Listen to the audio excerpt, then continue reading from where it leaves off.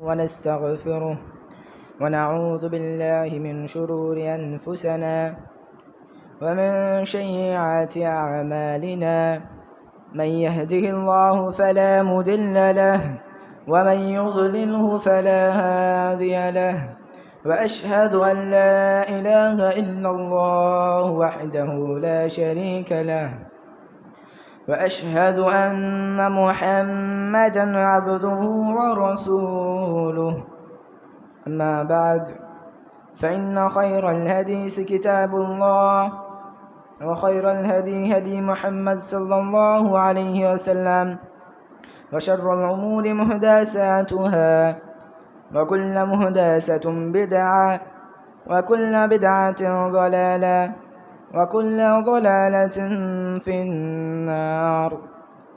وقال الله تبارك وتعالى في القرآن المجيد: أعوذ بالله من الشيطان الرجيم. بسم الله الرحمن الرحيم. قاف والقرآن المجيد.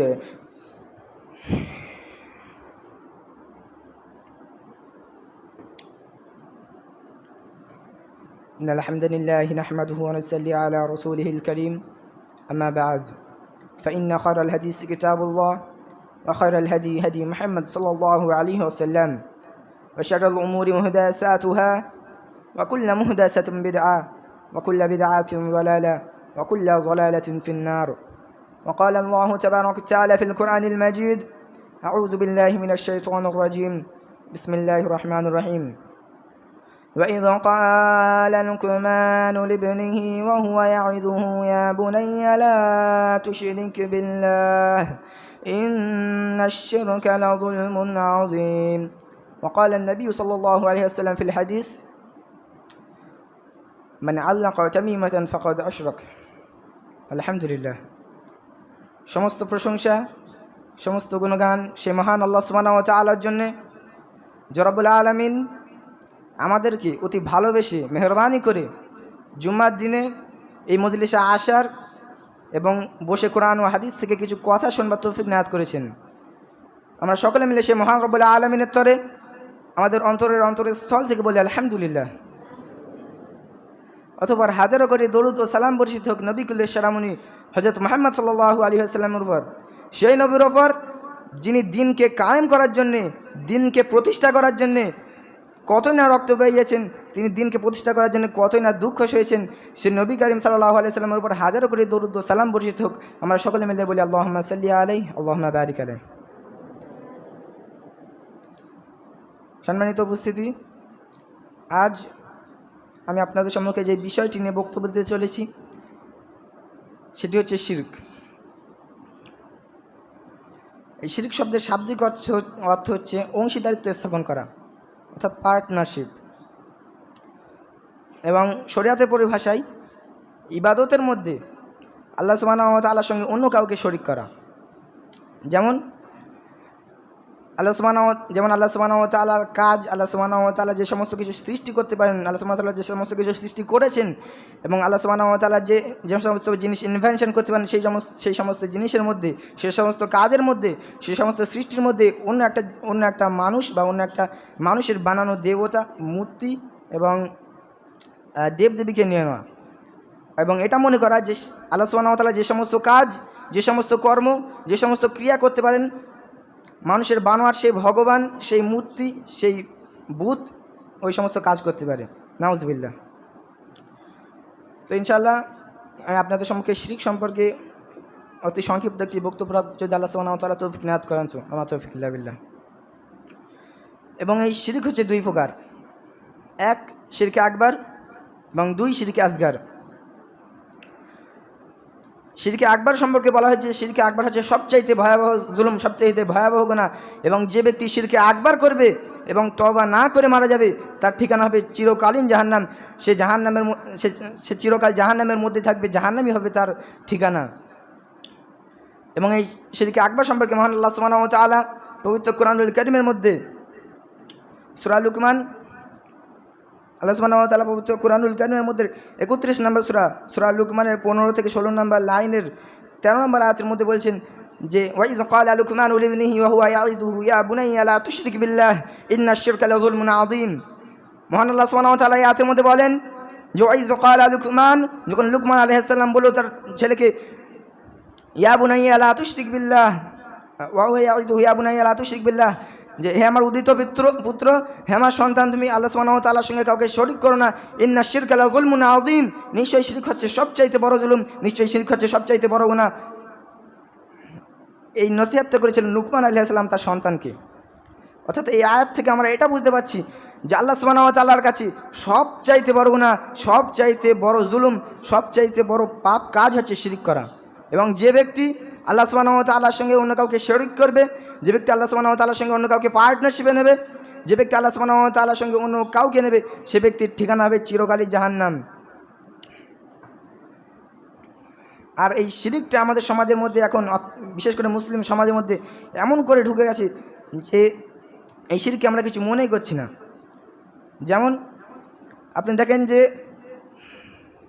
নবী করিম সাল্লাল্লাহু আলাইহি ওয়াসাল্লাম কি বলেন যে মান হালাফা বিগাইরিল্লাহ ফাকাদ আশরাকা, যে ব্যক্তি আল্লাহ সুবহানাহু ওয়া তাআলা ব্যতীত অন্য কাউরের কসম খালে সে শিরক করলো।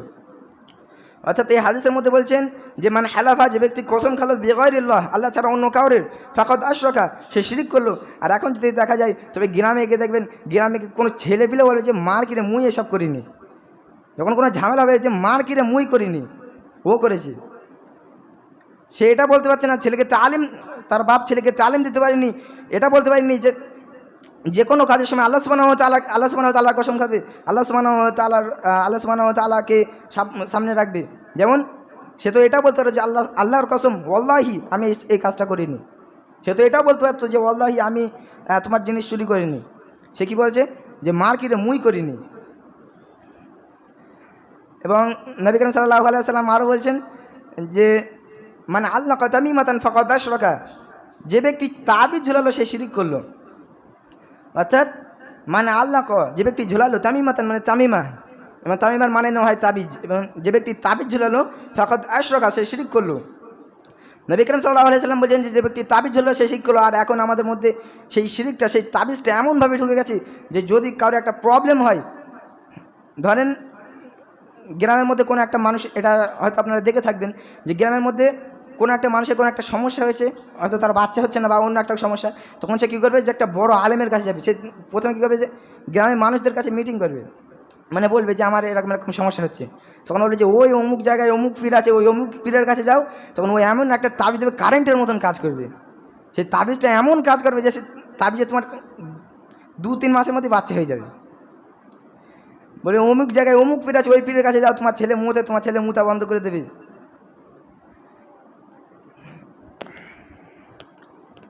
এই শিরক আমাদের মধ্যে এমনভাবে ঢুকে গেছে যে আমরা সালাতের মধ্যে কি বলছি, সালাতের মধ্যে সূরা ফাতিহা, কোরআনুল কারীমের মধ্যে 1 নম্বর সূরা ফাতিহার 4 নম্বর আয়াতের মধ্যে আমরা সালাতের মধ্যে প্রতিনিয়ত বলছি যে ইয়াকা না'বুদু ওয়া ইয়াকা নাস্তাঈন, যে আমরা শুধুমাত্র তোমারই ইবাদত করি এবং তোমারই নিকটে সাহায্য প্রার্থনা করি। কিন্তু তারপর আমরা কী করছি যে আমরা সেই পীরের কাছে যাচ্ছি, আমরা আলেমের কাছে যাচ্ছি, আমরা মুফতির কাছে যাচ্ছি, মুফতির কাছে গিয়ে বলছি যে আমার তাবিজ করে দাও, আমার জন্য দোয়া করে দাও, আমার সন্তান হচ্ছে না, আমাকে সন্তান দাও। আচ্ছা, সন্তান দেওয়ার মানে কি সে নাকি আল্লাহ সুবহানাহু ওয়া তাআলা? তাকে সৃষ্টি করেছে কি? তাকে সৃষ্টি করেছে আল্লাহ সুবহানাহু ওয়া তাআলা। তার কাছে কোনো শক্তি নেই, তার কাছে কোনো ক্ষমতাই নেই। আমরা আল্লাহ সুবহানাহু ওয়া তাআলাকে ছাড়া তার কাছে চাইছি। আচ্ছা, তাবিজ করাটা শিরক কেন বলতে পারেন? তাবিজ করাটা শিরক হচ্ছে এই জন্যে যে যখন কোনো মানুষ তাবিজ করবে তখন তার মাইন্ডের মধ্যে এটা থাকবে যে আল্লাহ সুবহানাহু, আমার এই রোগটা হয়েছে, এই রোগটা তাবিজটা সারাবে। অর্থাৎ কি আল্লাহ সুবহানাহু ওয়া তাআলার সেই ক্ষমতা নেই, আল্লাহ সুবহানাহু ওয়া তাআলার সেই তাকাত নেই, আল্লাহ সুবহানাহু ওয়া তাআলার সেই পাওয়ারটা নেই যে আল্লাহ সুবহানাহু ওয়া তাআলা তার সন্তান দান করতে পারবে, আল্লাহ সুবহানাহু ওয়া তাআলা তার ছেলে বিছানায় পেশাব করে সেই পেশাবটা রুখতে পারবে। সেই জন্য সে কী করছে, সে পীরের কাছে যাচ্ছে। অর্থাৎ সে আল্লাহ সুবহানাহু ওয়া তাআলাকে পিছনে ফেলে সে পীরকে অগ্রাধিকার দিয়ে পীরের সামনে গিয়ে পীরের কাছে গিয়ে দোয়া চাইছে। এবং পীরও বলছে যে এটা নাও, 10,000 টাকা দাও, দিয়ে চলে যাও, তোমার ছেলে 2 দিনের মধ্যে ঠিক হয়ে যাবে। এটা নাও, এত টাকা দাও, তোমার বাচ্চা এত দিনের মধ্যে হবে। যদি মানুষ জানতো যে নবী আকরাম সাল্লাল্লাহু আলাইহি ওয়াসাল্লাম কেমন করে এই দিনটাকে প্রতিষ্ঠান করেছেন, কেমন করে মানুষকে তাওহীদের দিকে ডেকেছেন, বা কেমন করে শিরককে বিতাড়িত করেছেন, তবে মানুষ, বিশেষ করে মুসলিম সমাজের এই লোকেরা এই নামধারী মুসলিমরা এমন করতো না। যেমন যখন নবী করিম সাল্লাল্লাহু আলাইহি ওয়াসাল্লাম, যখন রাসূল সাল্লাল্লাহু আলাইহি ওয়াসাল্লাম নবী হন, তখন এই নবী হওয়ার কথাটা সকলকে বলেন, এবং যখন বলেন তখন মক্কার কাফেরেরা নবীকে হেয় করে। নবী করিম সাল্লাল্লাহু আলাইহি ওয়াসাল্লাম আল্লাহর একাত্মবাদের দিকে মানুষদেরকে ডাকেন। নবী করিম সাল্লাল্লাহু আলাইহি ওয়াসাল্লাম মানুষদেরকে ডাকেন যে তোমরা আল্লাহর দিকে, আল্লাহ সুবহানাহু ওয়া তাআলার দিকে এসো, তোমরা ওই মূর্তিগুলো পূজা করো না, তোমরা সেই দেব দেবীদের পূজা করো না, তোমরা মানো শুধুমাত্র আল্লাহ সুবহানাহু ওয়া তাআলার, তোমরা ওদের সামনে সিজদা না করে তোমরা আল্লাহ সুবহানাহু ওয়া তাআলার সামনে সিজদা করো, তোমরা ওদের সামনে মাথা নত না করে আল্লাহ সুবহানাহু ওয়া তাআলার সামনে মাথা নত করো, তোমরা ওদের কাছে না চেয়ে আল্লাহ সুবহানাহু ওয়া তাআলার কাছে চাও। নবী করিম সাল্লাল্লাহু আলাইহি ওয়াসাল্লাম এই কথাটি বললেন। সবারই প্রথমে ইসলাম গ্রহণ করলো কে? নবী করিম সাল্লাল্লাহু আলাইহি ওয়াসাল্লামের স্ত্রী খাদিজা রাদিয়াল্লাহু আনহা। সবারই প্রথমে ইসলাম গ্রহণ করেছেন একটি মহিলা, যিনি হচ্ছেন নবী করিম সাল্লাল্লাহু আলাইহি ওয়াসাল্লামের স্ত্রী খাদিজা রাদিয়াল্লাহু আনহা। তারপর দ্বিতীয় নম্বর ইসলাম গ্রহণ করেছে হযরত আবু বকর রাদিয়াল্লাহু আনহু। যখন আবু বকর রাদিয়াল্লাহু আনহু ছিলেন মক্কার একটি নামি দামি ব্যবসায়ী, তিনি নবী করিম সাল্লাল্লাহু আলাইহি ওয়াসাল্লামের সঙ্গে ঘুরতেন, নবী করিম সাল্লাল্লাহু আলাইহি ওয়াসাল্লামের সঙ্গে থাকতেন, নবী করিম সাল্লাল্লাহু আলাইহি ওয়াসাল্লাম খুব ভালো দোস্ত ছিলেন। তখন তিনি নবী করিম সাল্লাল্লাহু আলাইহি ওয়াসাল্লাম যখন এই কথাটা বললেন তখন তিনি ইসলাম গ্রহণ করে নিলেন। এরপরে আসে হযরত আবু বকর রাদিয়াল্লাহু আনহুর পরে আসে নবী করিম সাল্লাল্লাহু আলাইহি ওয়াসাল্লামের চাচা আবু তালেবের পুত্র, অর্থাৎ আবু তালেবের ছেলে। আবু তালেবের ছেলে হচ্ছে আলী রাদিয়াল্লাহু আনহু। তারপরে ইসলাম গ্রহণ করেন আলী রাদিয়াল্লাহু আনহু। তারপরে ইসলাম গ্রহণ করেন নবী করিম সাল্লাল্লাহু আলাইহি ওয়াসাল্লামের মাতাও বলা যেতে পারে উম্মে আমান। কারণ নবী করিম সাল্লাল্লাহু আলাইহি ওয়াসাল্লামের যখন মার মৃত্যু হয়ে গিয়েছিল, যখন সফরে গিয়ে নবী করিম সাল্লাল্লাহু আলাইহি ওয়াসাল্লামের মার মৃত্যু হয়ে গিয়েছিল, তখন উম্মে আমান কী করেছিল যে নবী করিম সাল্লাল্লাহু আলাইহি ওয়াসাল্লামকে নিয়ে এসেছিল, এবং উম্মে আমান যে নবী করিম সাল্লাল্লাহু আলাইহি ওয়াসাল্লামকে নিজের ছেলের মতন দেখতেন, এবং নবী করিম সাল্লাল্লাহু আলাইহি ওয়াসাল্লাম উম্মে আমানকে তার মার মতন করে দেখত। নবী করিম সাল্লাল্লাহু আলাইহি ওয়াসাল্লাম বড় হয়ে যাওয়ার পরে উম্মে আমানের ইজ্জত করতেন। কেন? তিনি তাকে মার মতন দেখেছিলেন, তিনি তাকে মার মতন দেখভাল করেছিলেন। তারপরে আসেন হযরত খাদিজা রাদিয়াল্লাহু আনহার একজন গোলাম হযরত জায়েদ।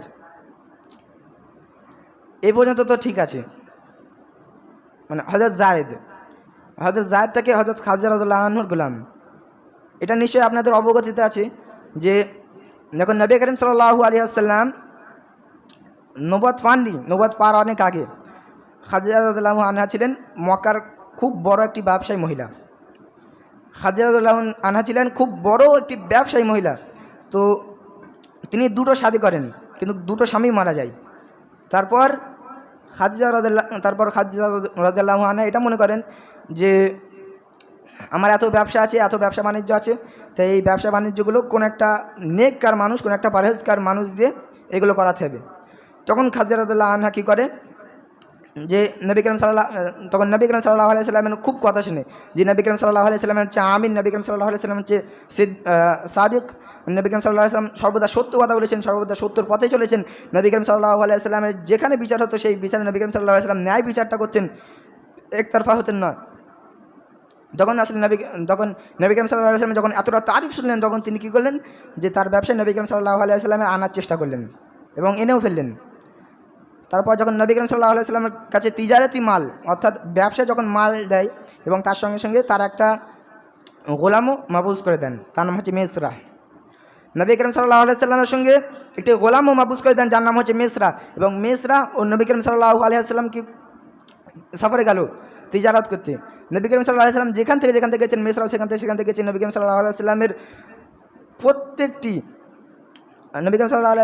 প্রত্যেকটি মুভ দেখেছেন, যে নবী করিম সাল্লাল্লাহু আলাইহি ওয়াসাল্লাম কী করছেন, কখন কী বলছেন, এইসব দেখেছেন।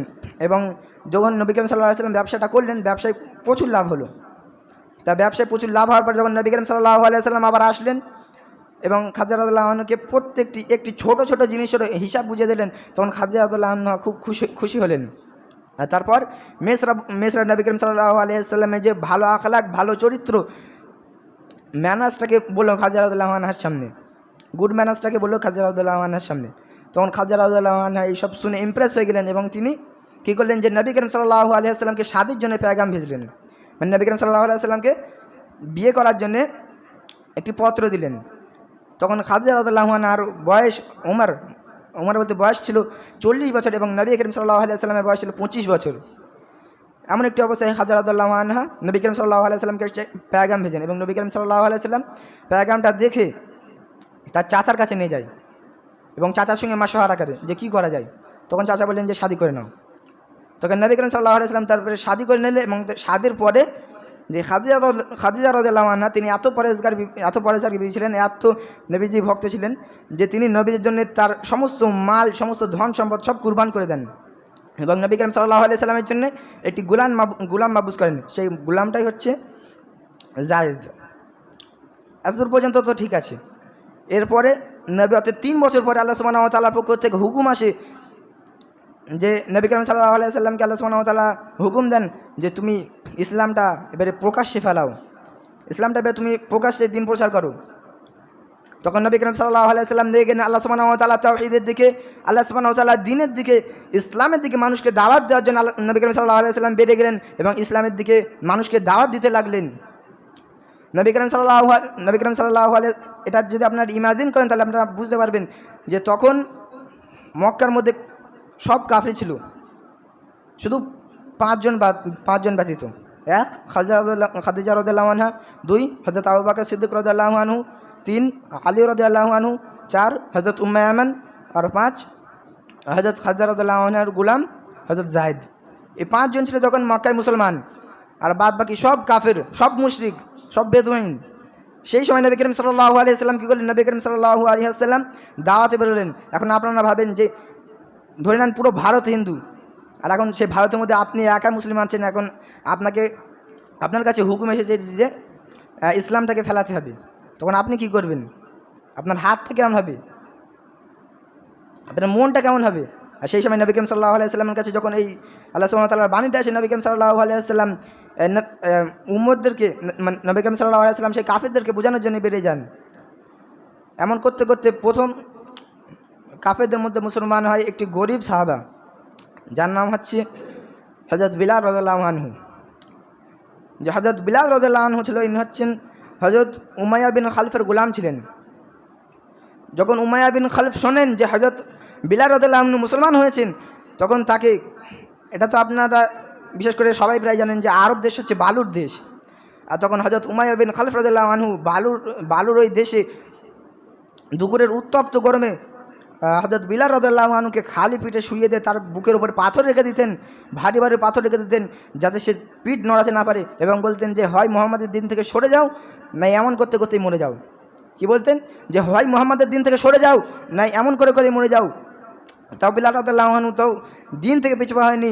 বিলাল রাদিয়াল্লাহু আনহু বলছে, আমি মরে যাবো তবে নবী করিম সাল্লাল্লাহু আলাইহি সাল্লামের দিন ছাড়বো না, আমি মরে যাবো তবে আল্লাহ সুবহানাহু ওয়া তাআলার সঙ্গে কাউকে শরীক করবো না। তারপরে আসে খাব্বাব রাদিয়াল্লাহু আনহু। এনার ওয়াকিয়াটাও খুবই দুষ্কর। যেমন একটি খাব্বাব রাদিয়াল্লাহু আনহু যখন মুসলমান হন, তখন এনাকে গরম আগুনের উপরে, মানে গরম উত্তপ্ত জ্বলন্ত আগুনের উপরে এনাকে শুইয়ে দেওয়া হয় উল্টো পিঠ করে, এবং সেই অবস্থায় টানা হয় বা সেই অবস্থায় রেখে দেওয়া হয়। কিছু কিছু ওয়াকিয়া এসেছে যে তার পিঠ থেকে কোমর পর্যন্ত পুরো ঝলসে গেছে, কিছু কিছু ওয়াকিয়া এসেছে যে এখান থেকে এই পর্যন্ত পুড়ে গেছে। এখন আপনারা ভাবেন যে এখন মুসলমানদের যেরকম হাল, সেই হিসেবে বলছি যে যদি এখন কারোর সামনে একটা দিশলাই নিয়ে যাওয়া হয়, দিশলাই নিয়ে আমাকে ধরানো হয়, তবে ও ভয় থেকেই মরে যাবে। আর তখন ওনাকে গরম আগুনের ওপরে, উত্তপ্ত আগুনের ওপরে রেখে দিয়ে বলছে যে তুমি ইসলামকে ছেড়ে দাও, ইসলামকে কেন ধরে আছো, ইসলামকে ছেড়ে দাও। তখন খাব্বাব রাদিয়াল্লাহু আনহু কি বলছে? যে আমি ইসলামকে ছাড়বো না। এটাই হচ্ছে তাদের ঈমান, যে তারা আল্লাহ সুবহানাহু ওয়া তাআলার সঙ্গে কাউকে শরীক করবে না, তারা আল্লাহ সুবহানাহু ওয়া তাআলার সঙ্গে কাউকে পার্টনারশিপে নেবে না, তারা আল্লাহ সুবহানাহু ওয়া তাআলাকে এক বলে মেনেছিল। তারপরে আসেন হযরত লুবিনা রাদিয়াল্লাহু আনহা, যিনি ছিলেন উমর রাদিয়াল্লাহু আনহার গোলাম। এই কথাটা তখনকার, যখন উমর রাদিয়াল্লাহু আনহা মুসলমান হননি। যখন লুবিনা ছিলেন হযরত উমর রাদিয়াল্লাহু আনহার গোলাম, যখন হযরত উমর রাদিয়াল্লাহু আনহু শোনেন যে লুবিনা মুসলমান হয়ে গেছে, লুবিনা মুহাম্মাদের দিন কবুল করেছে, তখন হযরত উমর কী করেন? যে তাকে খুব মারেন, এত মারেন যে তিনি হাঁপিয়ে যান। হাঁপিয়ে যাওয়ার পরে এবারে লুবিনাকে বলেন যে তুমি মনে করো না যে আমি তোমার উপরে রহম করে তোমাকে ছাড়লাম, তুমি এটা মনে করো না যে আমি তোমার উপরে দয়া দেখিয়ে তোমাকে ছাড়লাম, আমি শুধুমাত্র এই জন্য ছেড়েছি যে আমি হাঁপিয়ে গেছি, আমি যখন একটুখানি সুস্থি নেবো তারপর আবার মারবো। আর বলা হয়েছে যে সব সাহাবাদের মধ্যে সবথেকে রাগান্বিত সাহাবা ছিলেন হযরত উমর বিন খাত্তাব রাদিয়াল্লাহু আনহু। তিনি যেই রাস্তা দিয়ে যেতেন সেই রাস্তা দিয়ে শয়তান পর্যন্ত যেত না। তাহলে তাকে আল্লাহ সুবহানাহু ওয়া তাআলা প্রচুর পাওয়ার দিয়েছিলেন, এবং তাহলে তার হাতের মার কেমন হবে? আর তিনি মারতে মারতে হাঁপিয়ে যেতেন, এত মারা মারতেন। তারপরে আসেন হযরত উসমান রাদিয়াল্লাহু আনহু। হযরত উসমান রাদিয়াল্লাহু আনহুকে তার চাচা দড়ি দিয়ে বেঁধে মারতেন। এখন যদি কোনো একটা মুসলমানকে নিয়ে গিয়ে দড়ি দিয়ে বাঁধা হয়, বেঁধে মারা হয়, আর বলে জয় শ্রীরাম, ও তো জয় শ্রীরাম বলবে, তার সঙ্গে সঙ্গে জয় মা কালী বলে দেবে না যদি খুব মারা হয়? এরকমই তো অবস্থা এখন। তো এখন ওখানে তাকে খুব মারা হতো, তার চাচা তাকে খুব মারত, নিজেও চাচা, কিন্তু তিনি তাও ইসলামকে ছাড়েননি। তারপরে আসেন হজরত জায়েদ, তারপরে আসেন হজরত জায়েদ। এনার চাচা এনাকে খুব মারত, কীরকম যে চটায়ের মধ্যে ভেজে এনার নাকে ধুমা দিত আর খুব মারত। তারপরে আসেন হজরত সাদ তো ইনার কাবিলা, অর্থাৎ ইনার একটা যে গোষ্ঠী থাকে, আগে কাফেরদের যুগে একটি করে গোষ্ঠী ছিল। দেখুন যেমন নবী সাল্লাল্লাহু আলাইহি ওয়াসাল্লামদের গোষ্ঠী কি কুরাইশের মধ্যে হাশেমি, তেমন এদের একটি গোষ্ঠী ছিল। সেই গোষ্ঠীর মধ্যে, সেই কাবিলার মধ্যে ইনি ঠিকই ছিলেন, কিন্তু তখন মক্কার কাফিররা কী করতো, সেই কাবিলার উপরে এবার জুলুম করা চালু করে দিল। যখন দেখছি যে কাবিলা মানুষদের বলে কিছু হবে না, তখন মক্কার মানুষরা সেই কাবিলার উপরে জুলুম করা চালু করলো, যেমন করে তারা নবী করিম সাল্লাল্লাহু আলাইহি ওয়াসাল্লামের কাবিলার উপরে জুলুম করেছিলেন। তো এই বলেই আমি আমার অতি সংক্ষিপ্ত বক্তব্য শেষ করছি। শেষে আল্লাহ সুবহানাহু ওয়া তাআলার কাছে দোয়া করি যেন আল্লাহ সুবহানাহু ওয়া তাআলা আমাদেরকে শিরক থেকে বাঁচার এবং তৌহিদের দিকে আসার তৌফিক দান করুন। কেননা সেই সমস্ত স্বাভাবিক, কেননা যদি আমরা তৌহিদের দিকে না আসি, আমরা যদি শিরকের দিকে থাকি, তাহলে সেই সমস্ত সাহাবায়ে কেরাম রাদিয়াল্লাহু আনহু, সেই সমস্ত সাহাবায়ে কেরাম রাদিয়াল্লাহু আনহু, নবী করিম সাল্লাল্লাহু আলাইহি ওয়াসাল্লামের যে সমস্ত যুদ্ধ ছিল, যে সমস্ত লড়াই ছিল, যে সমস্ত দুঃখ বেদনা যাই ছিল, সব নষ্ট হয়ে যাবে। নবী করিম সাল্লাল্লাহু আলাইহি ওয়াসাল্লাম যত কষ্ট করেছেন সব এই উম্মতের জন্য করেছেন, উম্মতে মুহাম্মাদের জন্য করেছেন। আল্লাহ সুবহানাহু ওয়া তাআলার প্রচুর অনুগ্রহ আছে এই উম্মতে মুহাম্মাদের উপর, কারণ নবী করিম সাল্লাল্লাহু আলাইহি ওয়াসাল্লাম এই উম্মতের জন্য দোয়া করেছেন, এই উম্মতের জন্য আল্লাহ সুবহানাহু ওয়া তাআলার কাছে সুপারিশ করেছেন। নবী করিম সাল্লাল্লাহু আলাইহি ওয়াসাল্লাম এই উম্মতের জন্য অনেক দোয়া করেছেন। তাই আমরা যেন শিরক থেকে বাঁচতে পারি। আর একটা ওয়াকিয়া শুনুন যে নবী করিম সাল্লাল্লাহু আলাইহি ওয়াসাল্লাম কেমন করে ইসলামকে প্রতিষ্ঠা করেছেন বা কতটা কষ্ট হয়েছে। যখন নবী করিম সাল্লাল্লাহু আলাইহি ওয়াসাল্লাম দেখেন যে মক্কায় হবে না, তখন মক্কায় যতগুলো মুসলমান হয়েছিল তাদেরকে 3টে ভাগে ভাগ করেন, ভাগ করে এবার 3টে ভাগে ভাগ করে হাবসের দিকে পাঠিয়ে দেন। হাবসা হচ্ছে একটা রাজ্য বা একটা দেশ, সেই দেশের দিকে তাদেরকে পাঠিয়ে দেন। তারপরে নবী করিম সাল্লাল্লাহু আলাইহি ওয়াসাল্লাম আরেকটি সাহাবা থাকেন,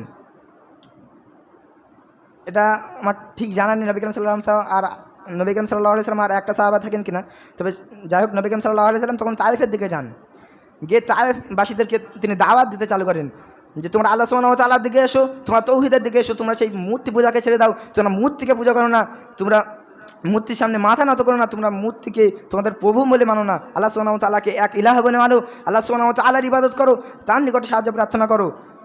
যখন তিনি এই কথাগুলো বললেন, তখন যে তায়েফবাসীরা ছিল তারা খুব সুখী মানুষ ছিল, তাদের ওখানে ফল পাকড় খুব ভালো চাষ হতো। তারা এখন ওখানকার ছেলেপেলেদের বলে যে পাগল এসেছে একটা, সে পাগলকে তোমরা ঢিল মারো। তারা এত মারামারি নবী করিম সাল্লাল্লাহু আলাইহি ওয়াসাল্লামকে, এত মারামারি যে নবী করিম সাল্লাল্লাহু আলাইহি ওয়াসাল্লামের গায়ের জিসমের রক্ত জুতায় গিয়ে জমে যায় এবং নবী করিম সাল্লাল্লাহু আলাইহি ওয়াসাল্লাম এক পর্যায়ে গিয়ে বেহুশ হয়ে যায়। আর তখন সেই সাহাবাটা নবী করিম সাল্লাল্লাহু আলাইহি ওয়াসাল্লামকে একটি বাগানে নিয়ে যান। বাগানে নিয়ে গিয়ে নবী করিম সাল্লাল্লাহু আলাইহি ওয়াসাল্লামকে যে বাগানে নিয়ে যাওয়ার পরে তার মুখে পানি ছিটান, তখন নবী করিম সাল্লাল্লাহু আলাইহি ওয়াসাল্লামের হোশ আসে। আর তখন দুটো ফেরেশতা আসে, সে ফেরেশতা বলে যে ইয়া নবী সাল্লাল্লাহু আলাইহি ওয়াসাল্লাম, আপনি যদি বলেন তো আমি তায়েফবাসীদেরকে পাহাড়ের মধ্যে দিয়ে পিষে দেবো। তখন নবী করিম সাল্লাল্লাহু আলাইহি ওয়াসাল্লাম কী বললেন জানেন? নবী করিম সাল্লাল্লাহু আলাইহি ওয়াসাল্লাম বললেন যে তুমি ওদেরকে মারো না, তুমি তাইফবাসীদেরকে মারো না, তুমি যদি ওদেরকে মেরে দাও তবে আমি কাদের আমার উম্মত বানাবো, আমি কাদের ওপরে আমার দিন প্রচার করবো, ইসলামটা প্রচার করবো। নবী করিম সাল্লাল্লাহু আলাইহি ওয়াসাল্লাম এই কথাটা বলেছিলেন। এখন যদি কোনো একটা মানুষ কাকে ঢিল মারে, ও ঢিলে যাওয়া পাথর দিয়ে দেবে না? যদি কেউ ঢিল মারে ও তো পাথর ছড়বে, যদি গুলি মারে ওই সাথে কামান দিয়ে গুলি মারবে। আর এখন হয়ে গেছে যে নবী করিম সাল্লাল্লাহু আলাইহি ওয়াসাল্লামের এত মারামারি ছিল যে রক্ত পুরো চটিতে জমে গেছিলো। নবী করিম সাল্লাল্লাহু আলাইহি ওয়াসাল্লাম বেহুশ হয়ে গেছিলেন। তাও নবী করিম সাল্লাল্লাহু আলাইহি ওয়াসাল্লাম বলছিলেন যে ওদেরকে মেরো না, ওদেরকে ধ্বংস করে দেবে না, ওরা যদি মরে যায়, ওরা যদি শেষ হয়ে যায়, তাই আমি কাদের ওপরে এই দিনটা প্রচার করব। নবী করিম সাল্লাল্লাহু আলাইহি ওয়াসাল্লাম এই কথাটা বলেছিলেন। এই জন্য আমাদেরকে শিরক থেকে বাঁচতে হবে এবং এই ব্যাপারে মানুষদেরকে বোঝাতে হবে যে তোমরা শিরক করো না। যদি সেই সমস্ত মানুষ জানতো যারা তাবিজ করে, যদি সেই সমস্ত মানুষ জানতো যারা আল্লাহ সুবহানাহু ওয়া তাআলার সঙ্গে শিরক করে, যদি সেই সমস্ত মানুষ জানতো যারা কবরের সামনে মাথা নত করে, যদি সেই সমস্ত মানুষ এইসব ওয়াকিয়াগুলো জানতো, নবী করিম সাল্লাল্লাহু আলাইহি সাল্লামের ঘটনাগুলো, নবী করিম সাল্লাল্লাহু আলাইহি সাল্লামের ব্যথা বেদনাগুলো যদি জানতো, তবে তারা ওয়াল্লাহি আল্লাহর কসম, তবে তারা শিরক করতো না। শিরক এত ভয়াবহ জুলুম। এবং আল্লাহ সুবহানাহু ওয়া তাআলা কি বলেন, যে ব্যক্তি শিরক করবে তার ঠিকানা হবে হামেশা মানে চিরকালের জন্য জাহান্নাম। কেন? যে ব্যক্তি শিরক করবে সে তো ইসলাম থেকে খারিজ হয়ে যাবে।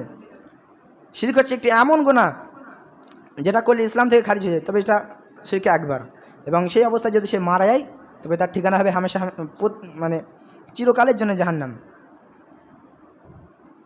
তো এই বলে আমি আমার অতি সংক্ষিপ্ত বক্তব্য শেষ করছি। শেষে আল্লাহ সুবহানাহু ওয়া তাআলার কাছে দোয়া করি যেন আল্লাহ সুবহানাহু ওয়া তাআলা আমাদেরকে শিরক থেকে বাঁচার এবং শিরক মুক্ত জীবন দান করার তৌফিক দান করেন। আমিন। আল্লাহ সুবহানাহু ওয়া তাআলা আমাদের মধ্যে যে কেউ অসুস্থ আছে তাদেরকে সুস্থতা দান করুন। আমিন। আল্লাহ সুবহানাহু ওয়া তাআলা আমাদের রুজি রোজগারে বরকত দান করুন।